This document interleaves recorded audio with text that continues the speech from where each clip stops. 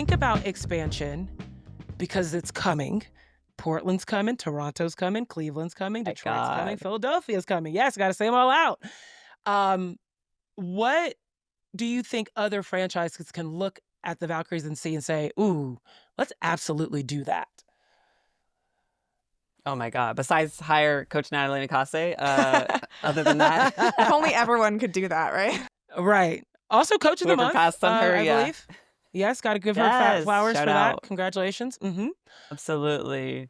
I think what other franchises can look at is one, like the branding and the rollout, the intentionality from day one from the Valkyries has been excellent. It has been like chef's kiss from the name of the Valkyries to understanding the mythology behind it to the color scheme of no other pro team having the lavender color scheme. Come on.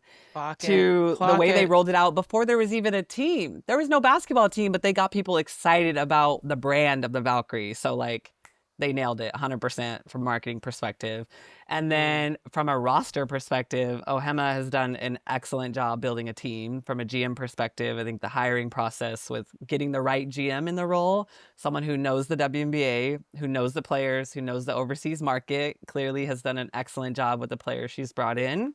And then overall, the investment that they've put in, the amount of money that this team has put in to make sure they are in Chase Center, in the right arena, where they're going to be treated like the professionals that they are. This never felt like a B list to the NBA, right? It never felt like, oh, this is the W, so it's like going to be in a second tier versus what the NBA is. From day one, the Valkyries have made this known that like, one, we want to win. Like we're putting money, we are in the sports game to win.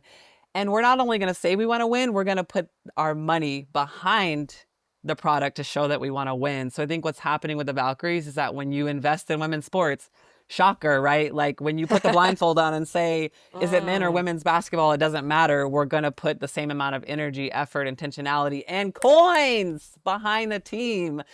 Look what happens in a fan base that was so prepared and so ready to have a WNBA team. It's like I could cry. I actually cried the day that the team was announced, the morning I was watching on my phone with my partner. And because we've known for so long what this, like the Bay is so special to me. I went to Cal. I live in the Bay. And you're a Hall Oakland, of Famer, like, by the way. Let's just put a space for that. Thank you. Layshia went to Cal and she, like, they are a Hall of Famer. They are a Hall of Famer at Cal. So let's just put that out there. Thanks. Go ahead.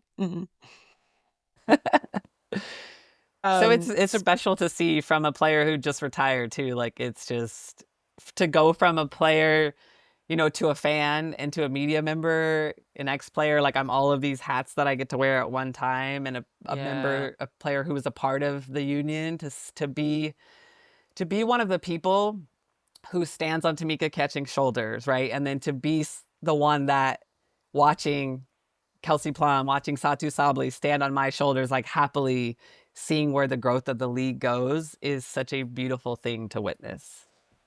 You know, you see what's happening in Golden State and just what a remarkable story and situation that has been. I mean, you think about these 5 expansion teams that are coming down the pipeline and how exciting it must be for those cities to be able to experience this with their communities. I guess, you know, I'm just wondering, you know, Satu mentioned this, how she's excited to see the growth of the league, but could we get more roster spots first, right? Like, what do you think, I guess, about this pace of expansion that the WNBA is embarking on, even though we do have this phenomenal test case first in Golden State? I think the timing's right. I like the rollout of kind of scaling the years coming. I think I'd be curious to see the argument internally of, are we expanding teams without giving roster spots, to Satu's point, because that has been the league's reasoning in the past, is like we're expanding so we can't give roster spots, but look who the Valkyries just had to cut. We talked about this, Chloe Bibby, right? They just had to let go of Julie Van Loo. They just had to let go of players that could be impacting the team. And knock on wood, right? Injuries happen every single season. So the Valkyries have showed us what it looks like to be next man up, but they've done a great job of like implementing those players right back into the system. But the problem is when you don't have those extra roster spots and you get in the throes of a season and the Chloe Bibbies get picked up and the Van Loos get picked up and you need extra players, you're pulling people in and you're trying to it affects your product because you're trying to get people to understand your system. You're trying to pull them in all at once. And it ultimately becomes a player safety and health issue, which we've talked about from day one. With the rigor of the schedule changing, with the 40 plus games that players are playing, flying across the country, even with chartering, it's difficult to manage your health and to manage the overall quality and product of the game. So as the league expands, I think it'll be really interesting to see, do we get that 2 or 3 roster spots? Is there some kind of developmental league that happens? Is there somewhere to pull talent from?